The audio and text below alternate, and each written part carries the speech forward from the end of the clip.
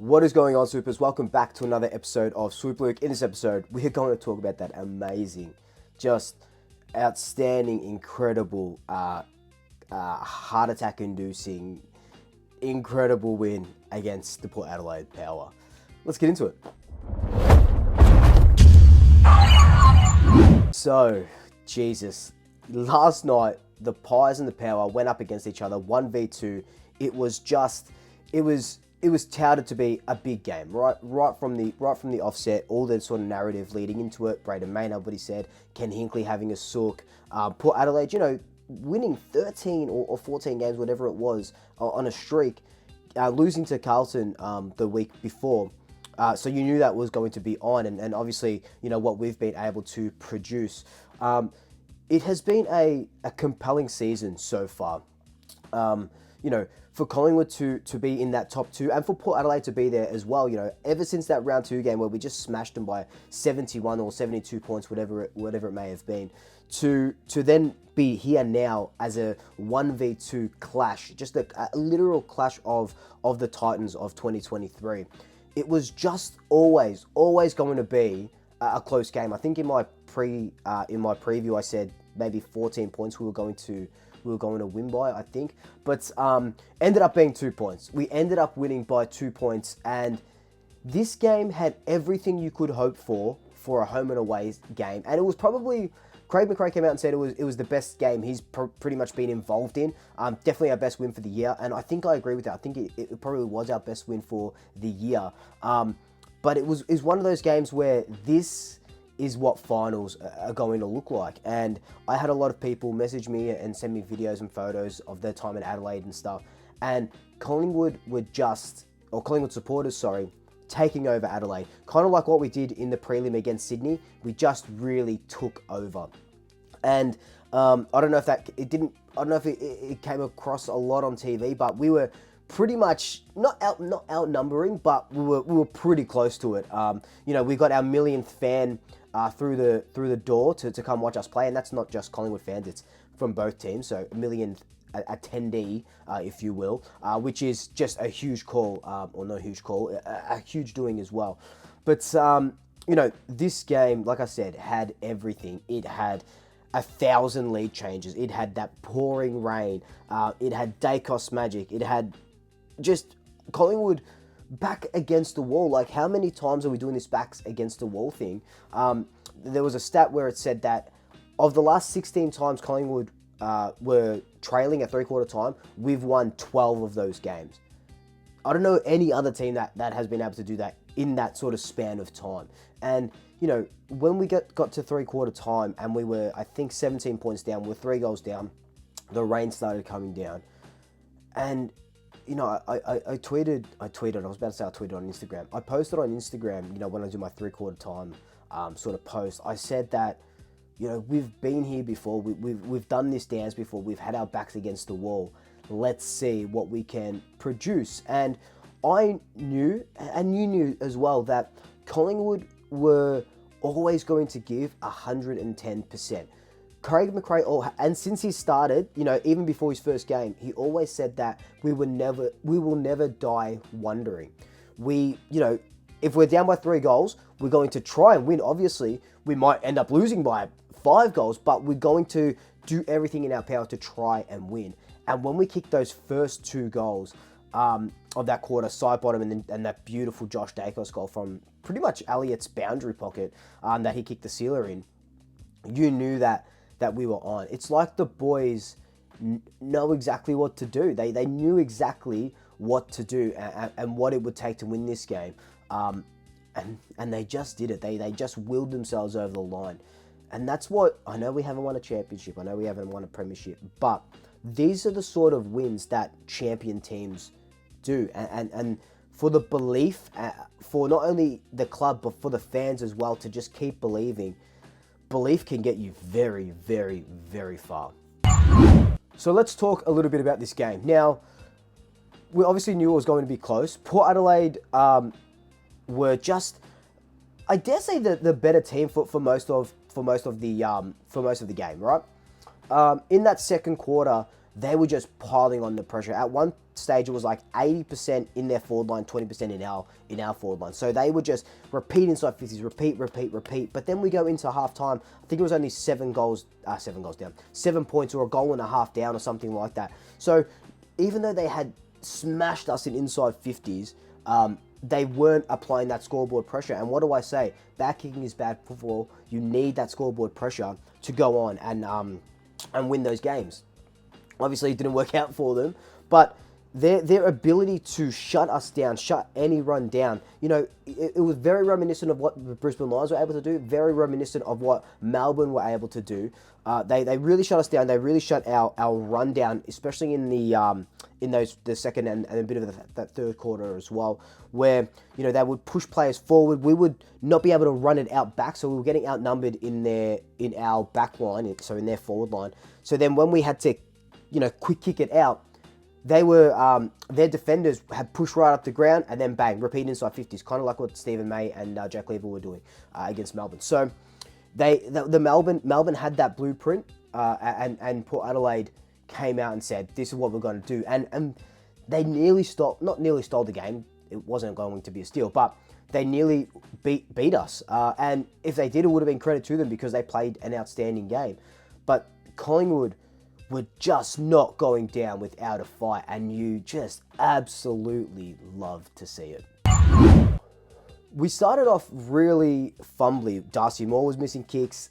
Even Scott Pendlebury was missing a lot of kicks as well, and handballs and hitting up. We went at, I think it was, I'm just trying to look at the stats here, 60% 64% disposal efficiency when we averaged 73%. So we're down pretty much 10%. And, that comes down to the weather. Port Adelaide were playing the conditions a lot better than us. So, credit to them. But like I said, they had 13 more inside 50s than us. But then we started to go to work, right? We started winning the clearances, around the ground. We won hit-outs, clearances, center clearances, stoppage clearances. We didn't lose a stat in that category, which is really nice because sometimes we do give up those clearances, and that's in a rainy game like that. That's when you need your guys in and under, and that's why you have Sam Mitchell, Taylor Adams when he pushes in there, and the Dacoses and the Dakai. What would you call what's the plural of Dacoses?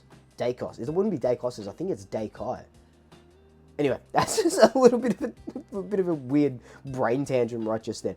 But and then in the third quarter we take off Tom Mitchell when we weren't having the best time in the clearances to bring on Markov. I love Markov. I love his run. Love everything that he was being able to do. I also thought that we needed Mitchell a little bit more in the midfield. I know he didn't have a good game, but it was a tactical sub. I thought maybe they were going to take Cox off, take a big man off, but. Who am I to question what Craig and the other guys are thinking, because Ola comes on, changes the game, and he provides that run, he provides that speed, that dash, that excitement, and that's what really got us going. That last quarter was probably the best quarter of football any team has sort of produced for the viewer, right? There's probably better quarters, but for the viewer, I think there was like 5 lead changes in that last quarter or something like that, because we would get the first 2 and then they would kick one. Finn Laverson would kick one, and then Pal Pepper, who had an outstanding game, would kick one, and then of course Jamie Elliott kicks 2 in the last.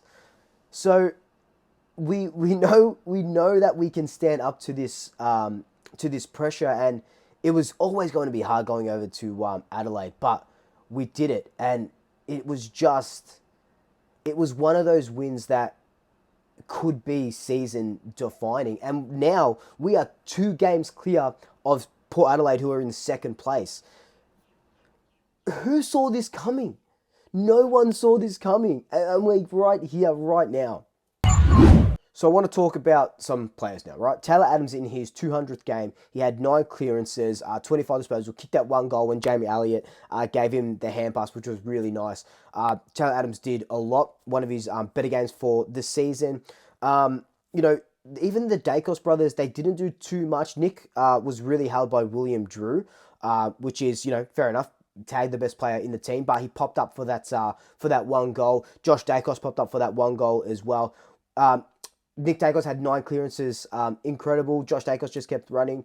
And, we can't go past, obviously, Jamie Elliott, 3 goals. So in his last, 4 games, he's kicked 3... In his last 4 or 5 games, whatever, he kicked 3 goals. So in each of those, at least 3 goals in each of those games. So he is on absolute fire. The premier small forward in the competition, hands down right now. Could he get it? Could he be in All-Australian form? Like, I don't know, maybe he could be in a 40-man squad as a small forward, because what he's been able to do is just, hands down, he's the best for small forward in the comp. I don't know how else to say it. Another guy I want to make mention of is our defenders. Obviously, Isaac, Darcy Moore had to play on Charlie Dixon. Charlie Dixon didn't look any good, like, physically, but what he was able to do was put that presence in the back line. Darcy Moore then had to, go as a one-on-one defender, couldn't come over the top as much as we would like him to. Nathan Murphy had 16 1%ers, so I think that was 16 spoils, a couple of nice marks, a couple of just intercept possessions in general. So Nathan Murphy played probably his best game for the club in his 50th game, and there was that incident, of course, with Willie Rioli. And, if you follow me on all my social media accounts, I called it weak and I called it cowardly. It was a behind-the-play hit. And I still stand by that. I think it is weak and it is a coward. I don't care if it's a... I thought initially, when my heart was pumping in that last quarter, I thought it was a punch to the jaw, and that's what floored Murphy, and that's where I go, you're weak, he's cowardly, which it is. Any player to do that, even a Collingwood player, I would say that it was weak and cowardly as well. The more I watched it, the more it was a slap. But in saying that, I haven't been in any fights, right? I haven't been. You'd be surprised, but I've never been in any fights like that.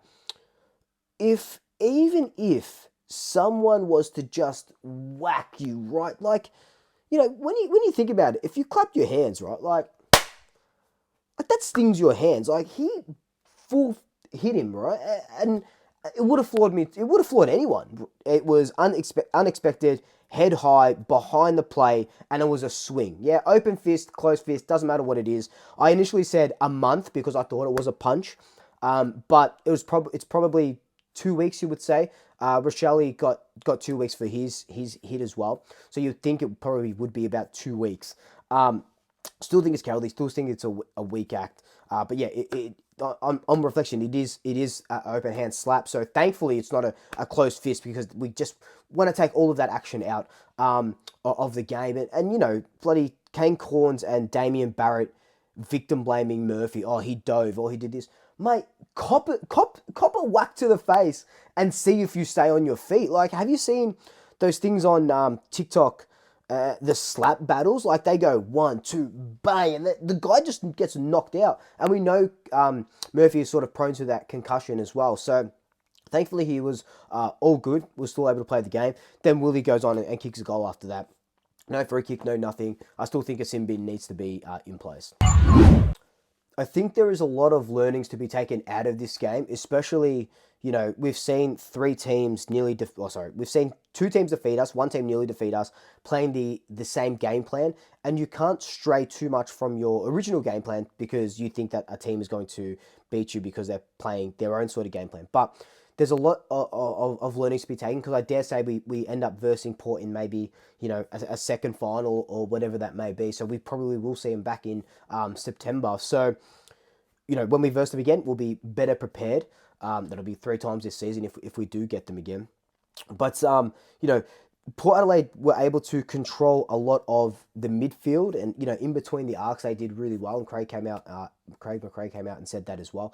So they were able to control a lot of that. They did really well to quell our sort of influence. Yes, we ended up winning. We had a really good 4th quarter, and we were good in patches. But that 2nd and 3rd quarter, they just really outplayed us, especially in that 3rd quarter. They just really outplayed us.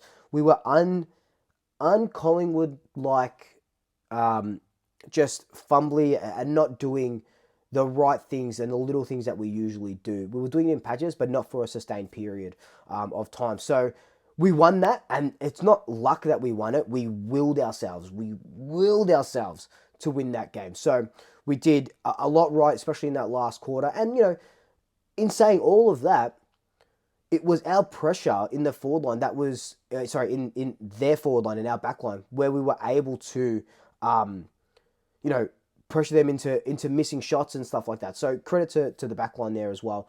But that game, it was just everything you could have wanted and more. And Jamie Elliott just coming up clutch again is just it's just insane. It's incredible. It's insane. I'm starting to lose adjectives to describe these Collingwood games. But we get the win. We're 2 games clear on top of the table. A huge clash for Carlton next week. It's just, round 20 for us, so it doesn't really matter for us. But huge game for them next week. It's going to be a huge game Friday night. It always is against the Blues. But bask in this win. Bask in the glory right now. Let's take this momentum into the rest of the season. Let me know your thoughts down below. How did you see the game? What do you think? I want to read them all. But until then, like, comment, subscribe, tell your family, tell your friends, tell your pets. And until next time, double shackers. I'll swoop you later.